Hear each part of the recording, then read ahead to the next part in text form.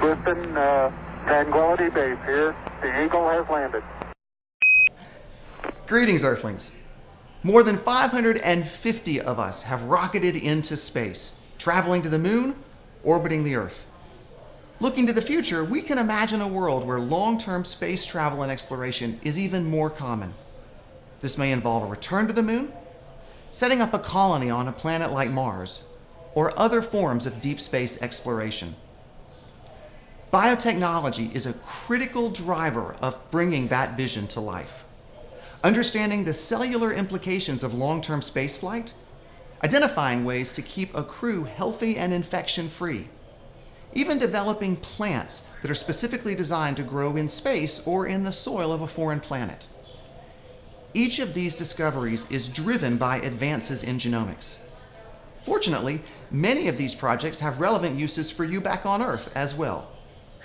In today's session, we'll explore a number of ways genomics and biotechnology are being used to support today's astronauts and pave the way for tomorrow's space explorers.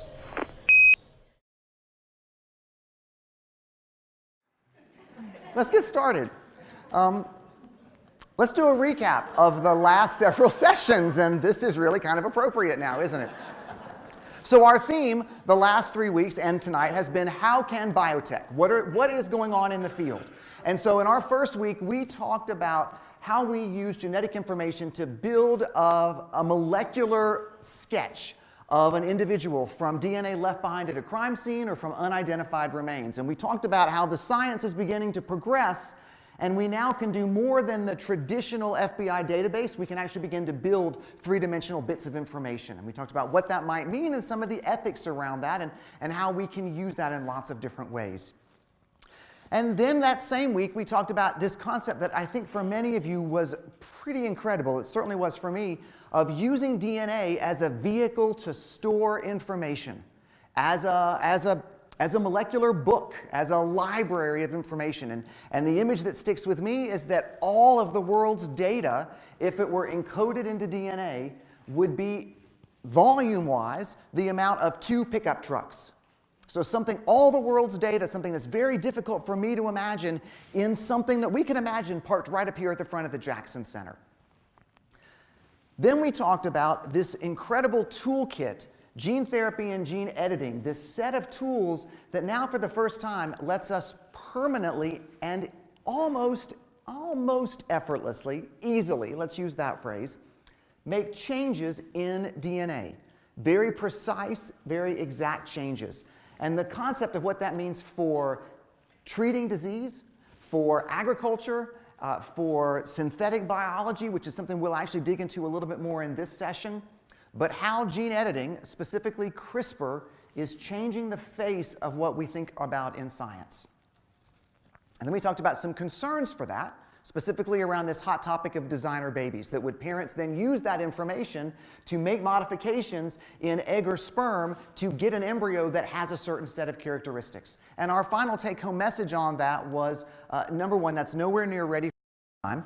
Number two, many of the things we worry about, like modifications for intelligence or athleticism or physical features, are both multiple genetics, hundreds of genes, and a really strong environment. So even if you had all the right, and we talked about what does right mean, because if there's a right, then there's also a wrong and the ethical implications of that. But if you had all the right genetic factors, there still is no guarantee that you're going to get a 6-foot movie star looking Renaissance individual who is a violin virtuoso and is on the first string of the softball team.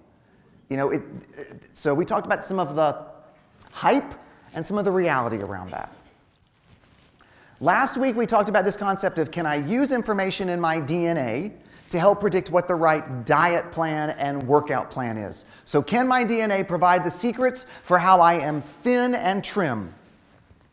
And our short answer was, at some point it likely will, but it is not nearly as simplistic as we thought it might be. And if you remember, halfway through this presentation I said, now, if we stopped here, I would have given you one set of stories, but a paper came out last week that completely shifts the storyline.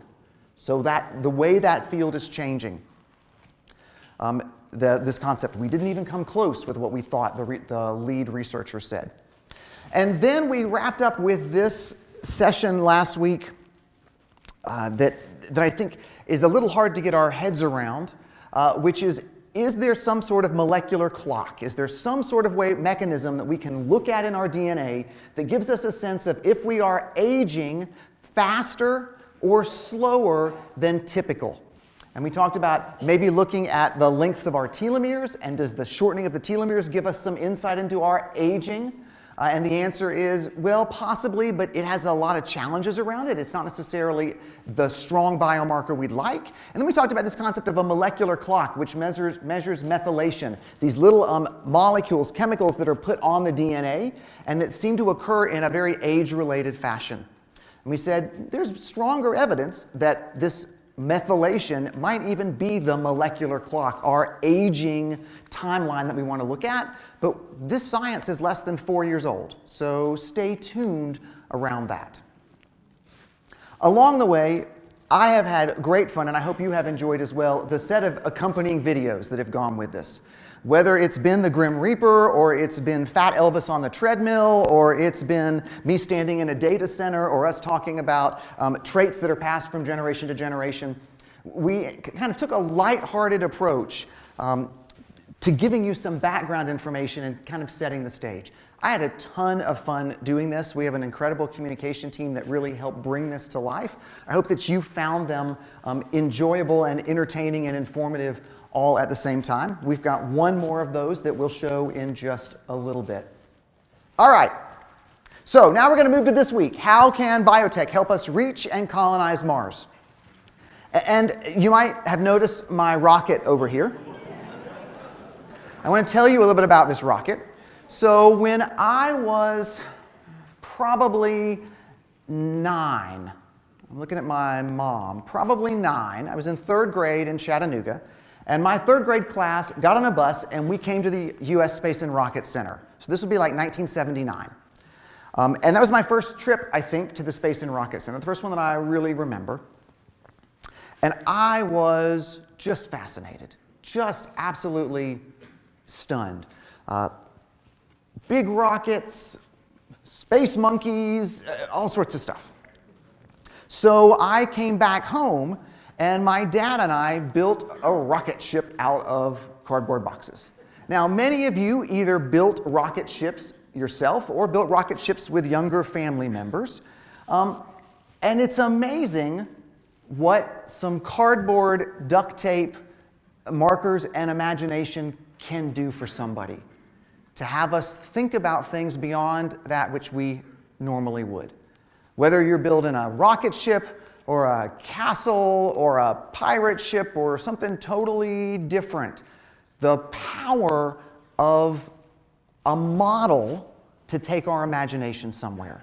So I knew that for tonight I needed to, in homage to all of the incredible people in this city, many of whom are in this room, who helped us get to space and continue to help us get to space. This is just sort of in honor of you and with appreciation for the work that this community has done, and also to acknowledge the power of science education to excite and engage and to inspire. So this was built out of some boxes. I'll tell on myself, I went to several stores and asked if they had any old boxes, and I got a few of them, and then I went to my local grocery store, and in the back of the grocery store, back behind, there was this rack full of great boxes, and I thought, I found all the boxes I need, so I grabbed a whole bunch of the boxes, and I got home and opened up the back of my car to look at the boxes, and they all said, please do not take from store. So I sat there for about 10 seconds, and then drove back to the store and put all of them back behind the store, and told my wife there probably is a video of me taking all these boxes. And I'm really hoping that if anybody is watching the video, they watch for like 5 more minutes and see me come back and put all the boxes back. So these were built out of some boxes that I actually found in the attic. No illegal box trade went on in the creation of the video. A few important points before we get started. If you really are excited about this field and want to know more about this,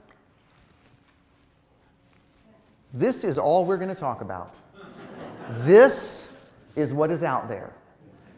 So with that in mind, each of the slides has a reference at the bottom. And typically, the reference at the bottom specifically links to the content on that slide. This week, I've done this a little bit different. The references at the bottom of the page take you to publicly available sites that give you links to more details. So some of it will link to what's on the slide, but it'll give you access to lots of other places as well to dig more deeply into where we're going with this.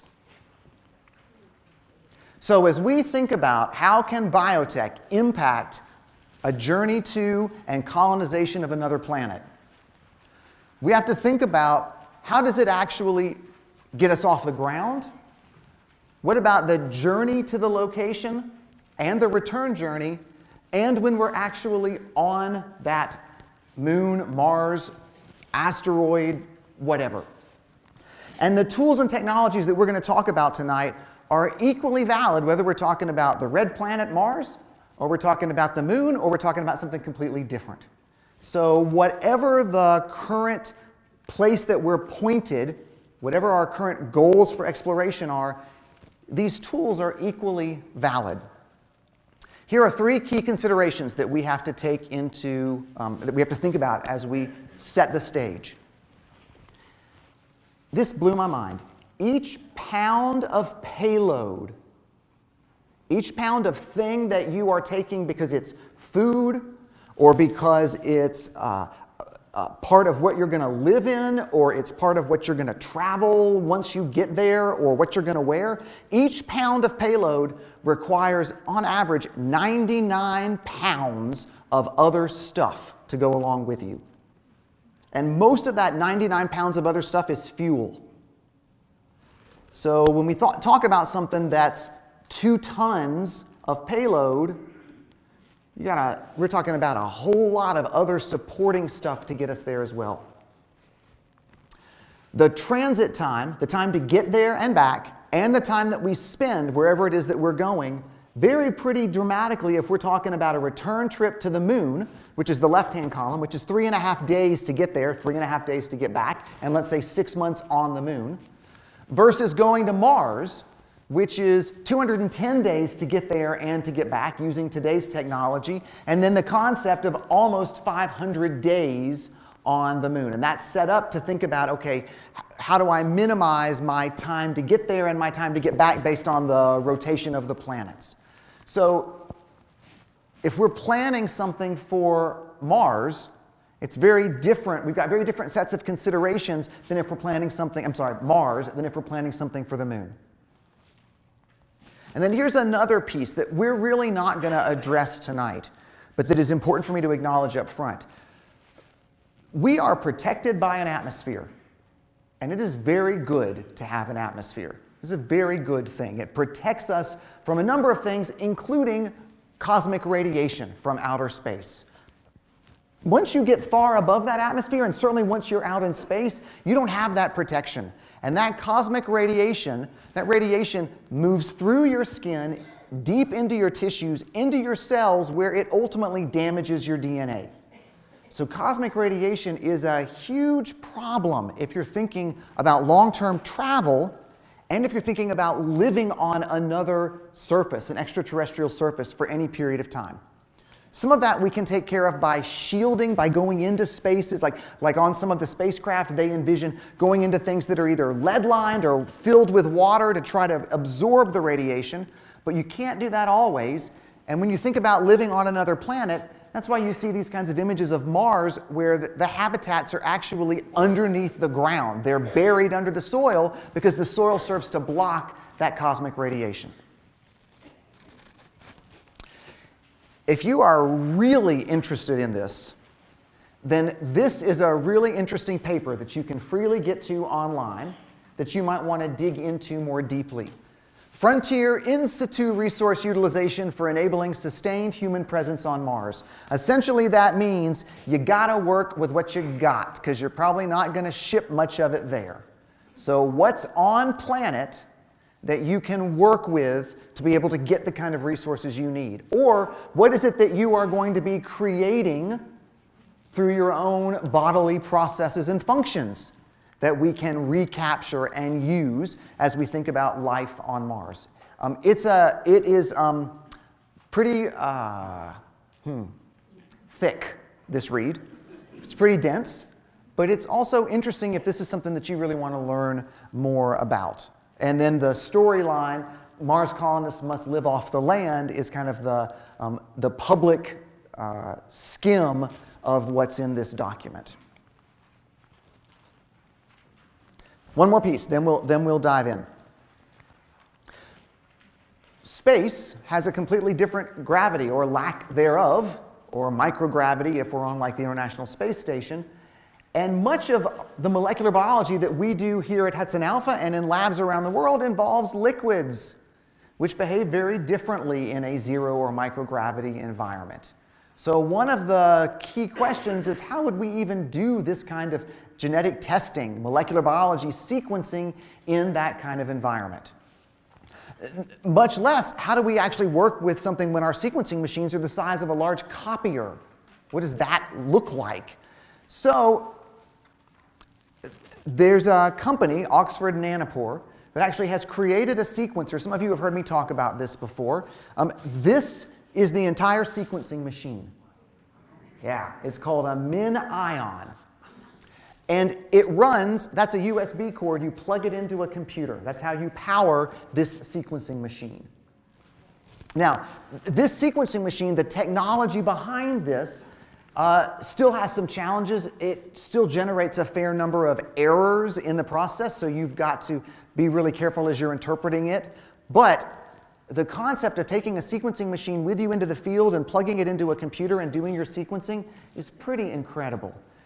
And in 2016, in July, the MinION and a set of reagents went up to the International Space Station. This is Dr. Kate Rubins behind me on the screen. She actually carried out a sequencing experiment using the Oxford Nanopore technology. She sequenced bacteria, mouse, and viral DNA. And those sequences had already been sequenced back here on Earth, so we knew what the sequence was. The question was, how will this work in a microgravity environment? And will we actually get good reads? And it did. It worked perfectly. It was beautiful. It was a beautiful sequence, exactly what we would have expected had we seen it back here on Earth. So the concept of, we have to think about the chemistry a little bit differently, but the concept of, can we take sequencing up in space? The answer is yes. So we could use this, or this kind of technology, to survey the cabin, the spacecraft, for pathogens, to test the crew members if they come down with a potential infectious disease. Could even be used if you're looking to see if there's carbon-based life, if there's DNA or RNA-based life on another planet. And there's a really interesting science blog here between Dr. Rubins from the space station at the time and Dr. Francis Collins, the head of the National Institute of Health here on Earth, having conversation with her about doing the sequencing and about the applications of science in space and the potential links to what that field looks like. It's worth taking a listen to. All right, let's talk about what we now have learned about the impacts of long-term space travel. So it became apparent, even when people were on Apollo journeys for relatively short periods of time, and then when they were in space longer on Space Lab and Skylab and now the International Space Station, that there are changes in astronauts' bodies the longer they are in space. They lose bone density faster. There are changes in the function of their organs, of their immune system. But we've never had a really good built-in control to say what's going on back here on Earth, and how do we account for differences in genetic information between any two people. Until we had these two gentlemen on the screen behind me. So this is Mark Kelly on the left and his twin Scott Kelly on the right. Both accomplished astronauts. Scott Kelly spent a year, 340 days on the International Space Station over the 2015-2016 window. His twin, Mark, stayed on Earth. And so this opened up this beautiful study, the NASA Twin Study. And so both Mark and Scott were poked, prodded, sampled every way you could possibly imagine before Scott went into space, multiple times while Scott was in space, and then when Scott returned. And what's nice about this twin study is you are controlling for genetics because they have the same DNA. So any genetic changes that one was born with, theoretically the other should have. Now I know we have random mutations that happen in our cells, so we always have to account for that, especially as we age. But in general, we were able to take much of we could say, well, these differences are likely not due to major genetic changes because they both have the same DNA. And there was a preliminary report of the findings in late 2016. There was another updated report in 2017. In January, they published kind of an overview of a summary of the findings, and there'll be a more detailed paper that will come out later this year. But here are some, and this link is from the January study that gives you an overview and a link to more details. But here's some of the things that they found.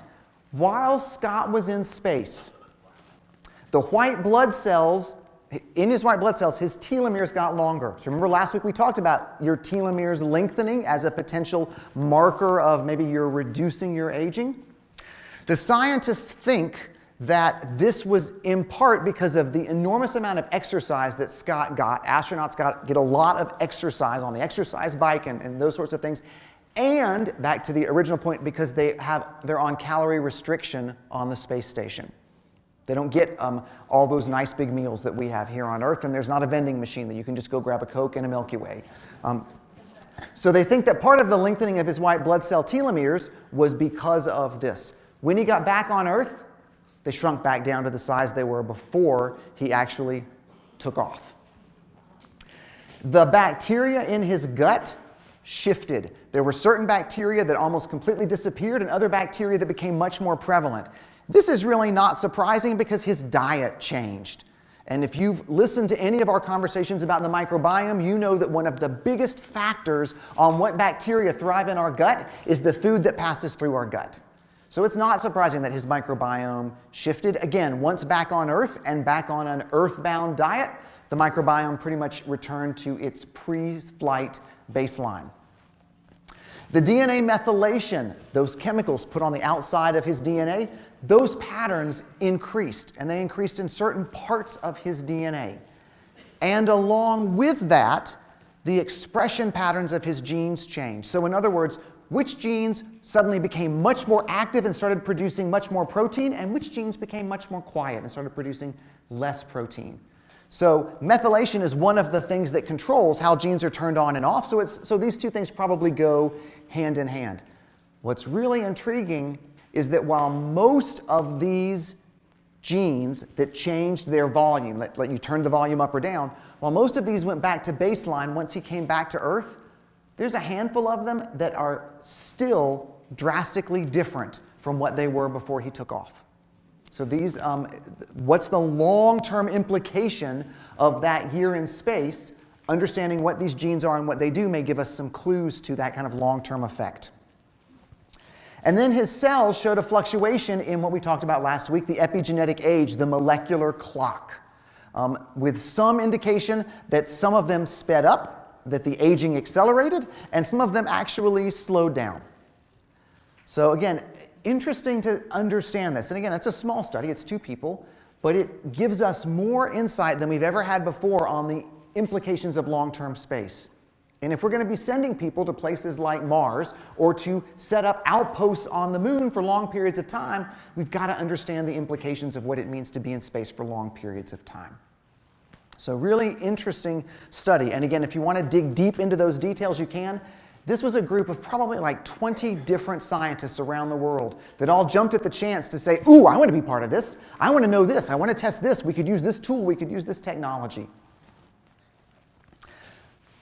Following that out several hundred years from now, or maybe several decades, or maybe several years, depending on the technology. Here are 2 TED Talks that if you find this topic interesting, you might want to dig into more. The one on the right is by a geneticist and a metagenome researcher named Chris Mason. Chris is at Weill Cornell. And Chris was actually part of the twin study work looking at the microbiome. So he talks about how we might design our genomes using tools like CRISPR. We might design human and plant genomes to function more efficiently in space or on other planets. We might need to dial down some genes, dial up other genes, but argues that if we learn enough science, we could figure out how to tinker with our genome to make us optimized for living in another location.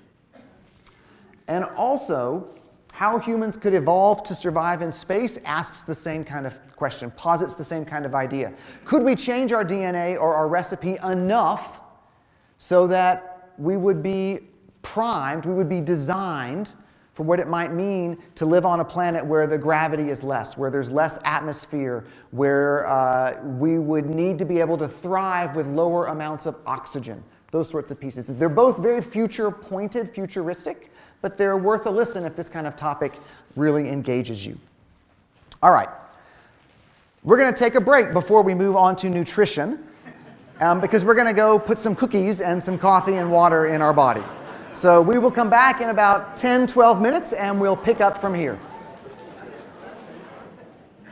So in 2015, something momentous happened on the space station, and that was that the astronauts on the space station actually ate food. It was lettuce that they had grown on the space station. So up until this point, all the food had been shipped up, and it was generally freeze-dried, and they rehydrated it. This time they actually grew lettuce. They had built special, they worked with a company that designed something which is called the Veggie, which is a system for growing plants in space. And they grew this lettuce. The specific system uses primarily red and blue lights because they emit more energy that the plant then takes up, uses photosynthesis to convert into food. Then green. They added a few green lights because the plants looked strangely, freakishly purple without the green light. And they first grew this lettuce in like 2013, 14, but because they had grown it in this environment where there was all this cosmic radiation, before they just had the astronauts eat it, they actually shipped it back to Earth where they tested it to make sure it was okay. They said, yep, it's okay. So then they grew it again in 2015, and they got to actually eat it. And Scott Kelly was on that, was among that group. So for the first time, we actually were growing food that was being eaten in space. That was a big, small first step towards, can we provide our own food on a long-term journey? Can we grow our own food, and what might that process look like? How long did it take it to grow? I think it grew pretty much, I think it was its typical cycle. So I don't know lettuce very well, but I think we're talking about maybe like 30-something days, but a relatively short period of time. Okay, how about food grown on another planet, like Mars? Okay, so nobody has brought back any soil from Mars, but the analysis of Mars from the Mars rovers gives us a pretty good sense of its chemical composition of the soil on Mars. And back here on Earth, we've found that the closest simulation of that is ground up basalt from an ancient volcano in the Mojave Desert. And so you actually can buy Mars, I think this is regolith, I'm probably mispronouncing it, but that's soil, Mars soil simulant. So you can go to this company and you can actually buy simulated Martian soil, which is pretty close, at least based on what we know from science, to soil that's on Mars. And so there's a whole group of people that have now taken this to say, okay, well, what grows well in this? And how would we actually think about growing plants in Martian soil? So far, the plants grown in this extraterrestrial soil, this simulated Martian soil, include some of the things up here. Again, lettuce, green beans, radish, peas, carrots, tomatoes, herbs, rye, hops. Spinach apparently does not do very well in this soil. Hops, yes, some of you were saying hops. This actually was an experiment done by a group of college students thinking about Martian beer. So we'll leave that there. But yes, so these actually grow well. And so there's a group, there's a Danish group that's studying this. There are other groups studying it as well. Many of the publications come from the Danish group. The Danish group actually then wanted to do an analysis of all of the foods grown in the soil to determine what the nutritional content and if there were toxic in any of those sorts of things. So they crowdfunded a group of people to pay for them to run this experiment. And then the people that gave at a certain level, once they determined the food grown in this soil was safe, they were invited to a dinner where they were served food from Martian simulated soil. And apparently it was incredibly popular. And the diners, maybe this is just the power of positive thinking, thought that the foods all tasted much more vibrant and even better grown in the Martian soil. They also found that when you mixed vermiculite or coffee grounds into the soil, it actually improved plant growth, which is really not surprising.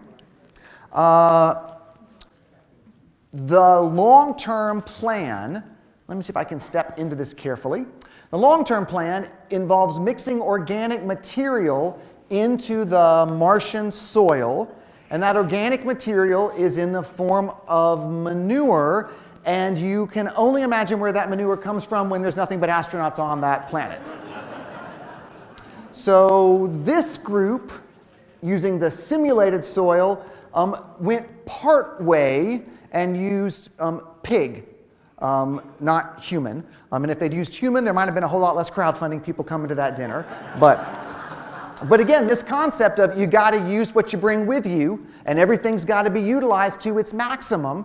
It's that concept that human waste that the astronauts create is used as a fertilizer for the food that they then eat. That whole kind of concept.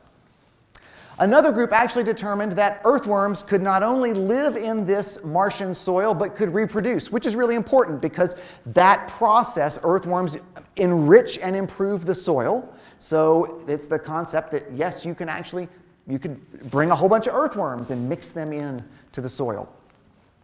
Now here's the challenge. Martian soil contains a lot of heavy metals and toxic perchlorates that is not found in this soil that you can buy online. So the question is, how would we actually think about filtering that out so that the foods aren't toxic? That's a question that remains to be answered. One of the thinkings is that maybe we could actually genetically modify the plant. We could CRISPR the plant in such a way that it potentially that it doesn't take up or it filters out certain kind of toxic chemicals. So interesting to see how that kind of comes about. Gary. Why do you have to grow it in the soil to begin with? Why do you have to grow it in the soil to begin with? Well, if you're thinking about actually supporting a number of people with a significant amount of land, a significant amount of crops, if you can use the soil that's there when you got it, you don't have to actually ship it with you. So it's, if I only have a certain amount of space and I can only take a certain amount of mass, can I just take a third of the soil that I need and then mix it with, or take vermiculite and mix it in with what's there on the ground? I was thinking of aquaponics. Oh, of aquaponics. So the challenge, yeah, I mean, so, and aquaponics is another thing that people have explored. Yeah, recirculation of all sorts of liquids. Yes, that whole concept. So there are other groups looking at the aquaponic as another way to grow as well. So here's a couple of other links that I would point you to if you want to know more about this, about what this looks like using CRISPR to genetically engineer and modify plants, for example. And then there's this really, yes? Is it completely impossible to grow outside of the habitat on Mars? Is it completely impossible to grow outside of the habitat on Mars? Well, I think the issue is plants need to, you've got to shelter the plants to some degree from all the cosmic radiation. You have very little carbon dioxide available in atmospheric form that the plants can take in, which they have to fix carbon to grow. So I think initially the answer is you've got to grow it in habitats. But if you'll hold with me for I think about 4 slides, we will get to a really intriguing prospect that answers that question in a different way. All right, this paper is worth the read if this kind of stuff really makes your eyes light up. If this stuff doesn't make your eyes light up and you want to go back to some of the stuff we talked about in the last 3 weeks, you don't want to read this paper. But it is using the concept of synthetic biology. And in a nutshell, here's synthetic biology. Synthetic biology treats the genome like a toolkit or maybe like a box of Legos. And it says, I know that this gene does this thing. And I know that this gene over here does a completely different thing. And if I could actually figure out how to pull this gene together and this gene and this gene and this gene from this organism and this gene from this bacteria, I can create an organism that does ... That actually, that produces a specific drug, a specific medicine, that actually filters the air, that can be used to detect the presence of explosives. Those sorts of things. So synthetic biology looks at our DNA as a toolkit and says, how do I put these pieces together, like an engineer, in a way that they actually create a product that I might not normally get in life, but that I can use this set of instructions and recipes. And a lot of groups are thinking about using synthetic biology to create cells, bacteria that carry out certain functions, that can do certain things. So let me give you a couple of examples. Here's the basic concept. On Mars, we will either bring or have access to carbon dioxide, nitrogen, hydrogen, and oxygen. Some of it might be frozen in the soil. Some of it I might have to ship up with me. Some of it might be what the astronauts create on their own as part of their byproduct of living. But I'll have access to these things. Can I then figure out how to use different combinations of these? Because pretty much everything that we eat or wear or grow or make is some combination of these chemicals. Can I figure out how to make jet fuel, food, polymers like plastics so I can build habitats, and medicines? So can I figure out the right combinations of genes or of living organisms that let me take all this stuff on the left and create all this stuff on the right? And this paper actually says, yeah, you sure can, and here is a potential pathway that you could do that with. So this gets a little bit dense, so I'm going to kind of trip lightly over it. But the concept is, on the left-hand side, the way that we are typically thinking about how we're going to generate fuel or how we're going to bring food. And on the right-hand side is what the authors of this paper say we could use synthetic biology to do differently. And the icons that you see here include the kind of things that we might have available. So in this case, this is carbon and 2 oxygens, carbon dioxide and water, that we might be able to get off of Mars, for example. And that we would use some sort of chemical process to create methane and oxygen, which are our primary rocket fuel ingredients. This is not very risky. It takes up a fair amount of weight, a fair amount of volume, and requires a pretty fair amount of energy to make that process happen. Alternately, there are a set of bacteria that naturally produce methane. And we could take that methane and we could use that methane, and they also could produce oxygen to create the components of rocket fuel. We could take these bacteria with us on Mars. They could crank out a whole bunch of methane during the 492 days that the astronauts are on Mars, and then we have what we need to mix up our rocket propellant to get us off of Mars. That's a little more risky. That's why we got a yellow instead of green. But it doesn't take up nearly as much weight. It does take up more volume, but it uses a whole lot less power. And the estimated cost ratio, and we're not going to put any stock in that, but is that it would cost more than two times more to do it the traditional way than to do it the synthetic biology way. So same kind of concept. Right now we're going to take a lot of packaged food and we're probably going to have to grow food, and that's going to get food for the astronauts.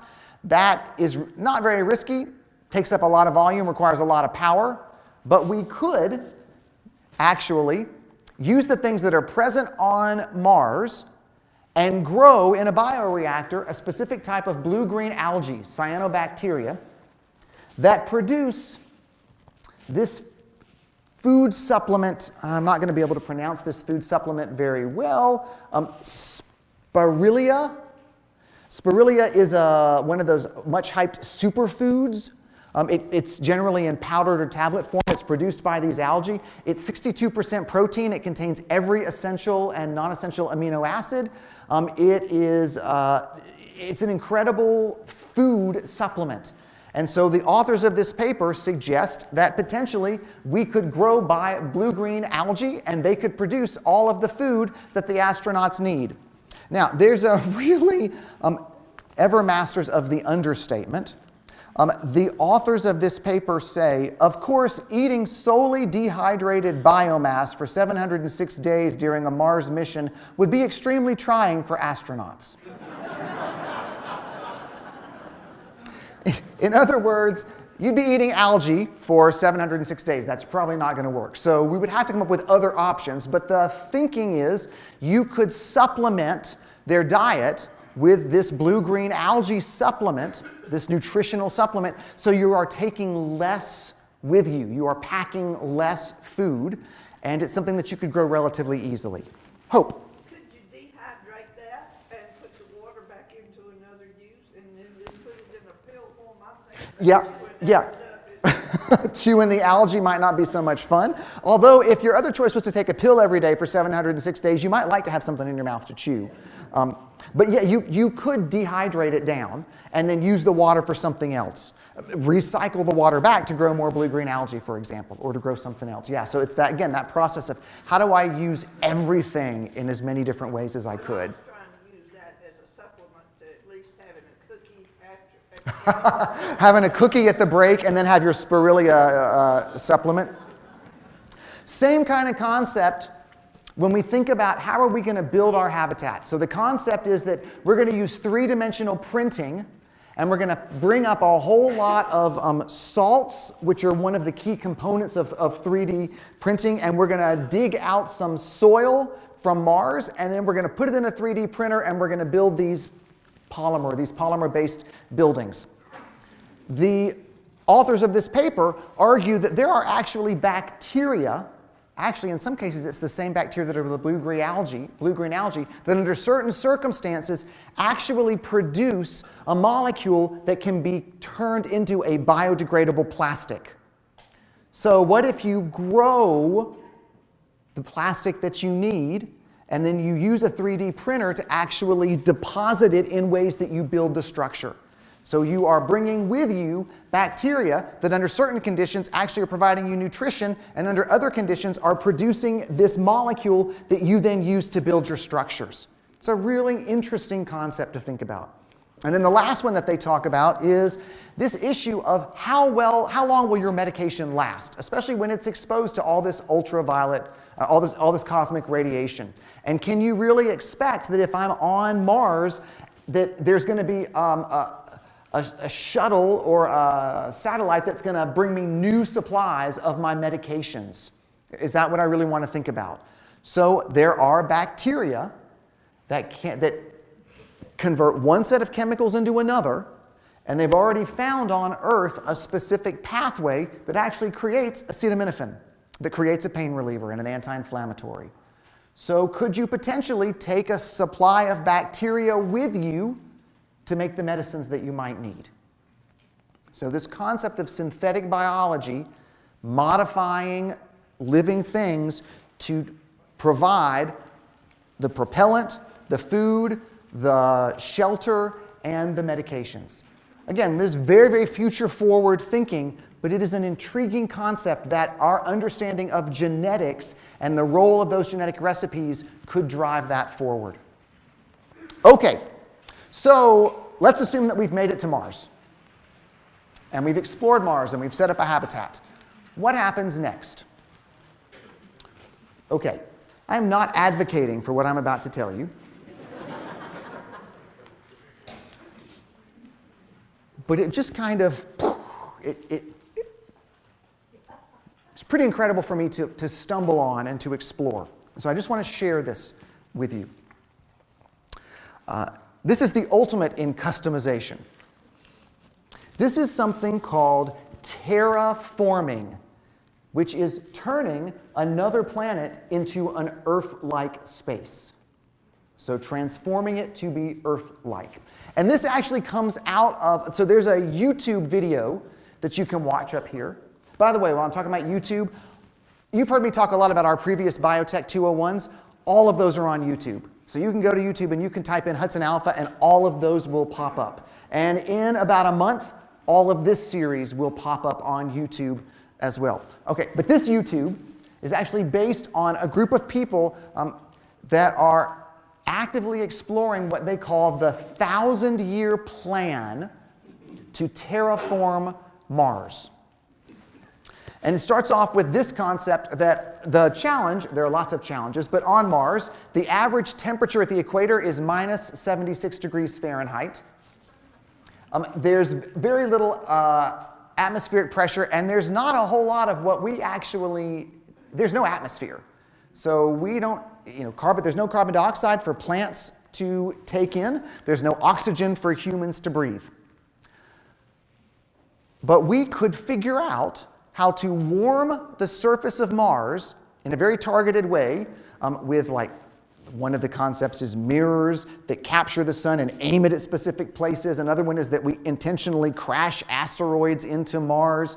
But anyway, the point is, again, I'm not advocating we should be doing this, but the point is you heat the surface of Mars enough that the carbon dioxide that is locked in the surface frozen now is released out into you are essentially creating an atmosphere of Mars by thawing the carbon dioxide that's locked in and the water that's locked in to Mars.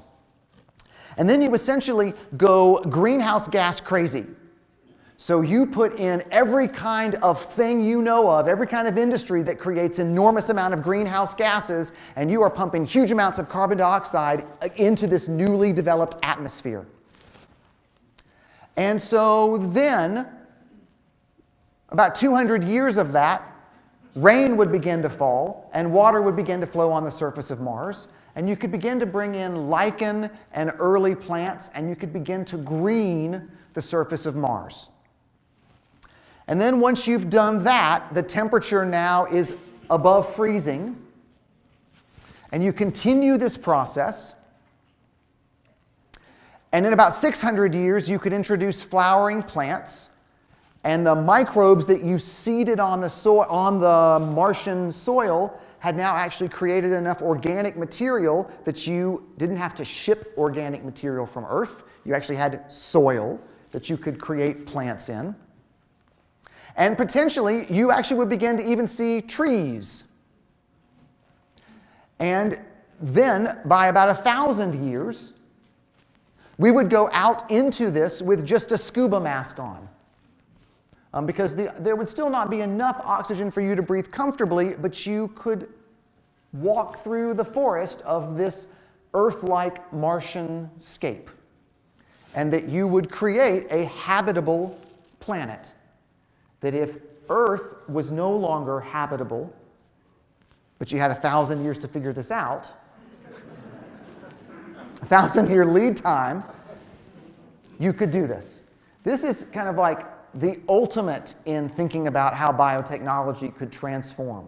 Again, I'm not saying we should do it, but it is intriguing that the science, at least theoretically, exists for us to think about this kind of thing. Gary?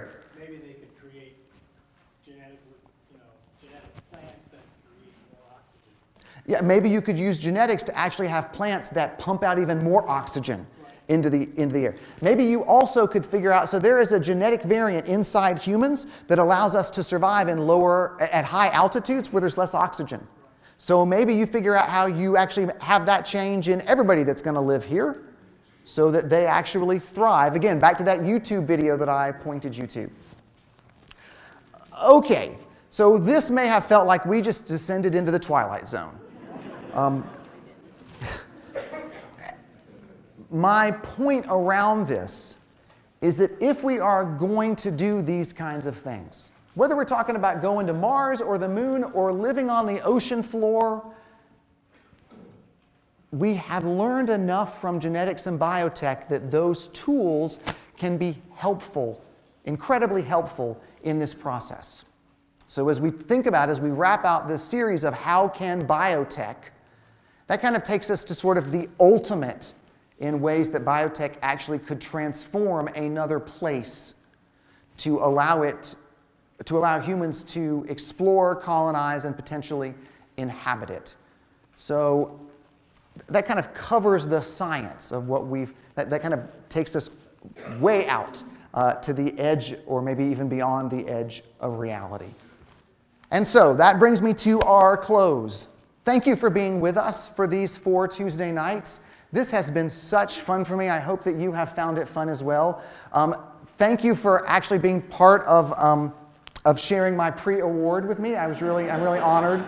I'm really touched by that. That's really fantastic. I hope to see you back again. If you've got questions, you know how to reach us. Don't hesitate to ask. Safe journeys going home, and I look forward to seeing you guys back at the Institute at some point in the future. Good night, everybody.